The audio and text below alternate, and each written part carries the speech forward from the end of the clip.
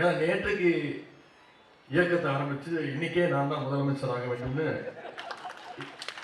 இன்றைக்கு பலர் அந்த ஆசையில வர்றாங்க. ஆனா இன்னைக்கு ஒரு கவுன்சிலர் பதவி கூட எங்களுக்கு தேவையில்லை, ஒரு பஞ்சாயத்து தலைவர் பதவி கூட எனக்கு தேவையில்லை.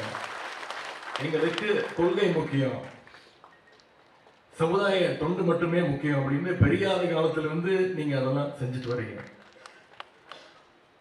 அதனாலதான் என்னுடைய தொண்டர்களை துறவிகளை விட தூயமானவர்கள் என்று தந்தை பெரியார் அவர்கள் அடிக்கடி சொல்வார்.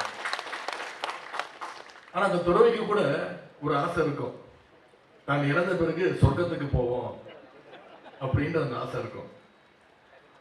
ஆனா அந்த சொர்க்கத்துல கூட நம்பிக்கை இல்லாதவங்க தான் இங்க வந்திருக்கக்கூடிய கருஞ்சட்டைகள். நீங்க ஆசை மட்டும் இல்லைன்னு கிடையாது, அதே நேரத்தில் கட்டுப்பாடோடும் கடமை உணர்வோடும் இங்க வந்திருக்கிறீங்கன்னா உங்களையெல்லாம் வழிநடத்துகின்ற ஆசிரியர் அவர்களுக்கு தான் அந்த பெருமை போய் சேரும். இன்னைக்கு சுயமரியாதை இயக்கம் 100 ஆண்டை கடந்திருக்கிறது.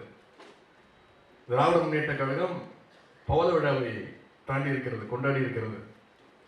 இந்த சூழலை தன்னுடைய 83 ஆண்டு கால பொது வாழ்க்கை மூலமாக திராவிட இயக்கத்துடைய நேரடி வரலாற்று சாட்சியாக இன்றைக்கு ஆசிரியர் அங்கே உட்கார்ந்திருக்கிறார்.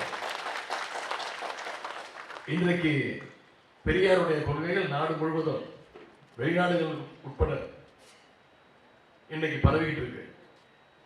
பெரியாரை இன்னைக்கு உலகமே கொண்டாடிட்டு இருக்கு. குறிப்பிட்டு சொல்லணும், இன்றைக்கு இருக்கக்கூடிய தலைமுறையினர் ஜென்சி கிட்ஸ் அவங்களும் இன்னைக்கு பெரியாருடைய கொள்கைகளை படிக்க ஆரம்பிச்சிருக்கிறாங்க, ஏற்றுக்கொள்ள ஆரம்பிச்சிருக்கிறாங்க.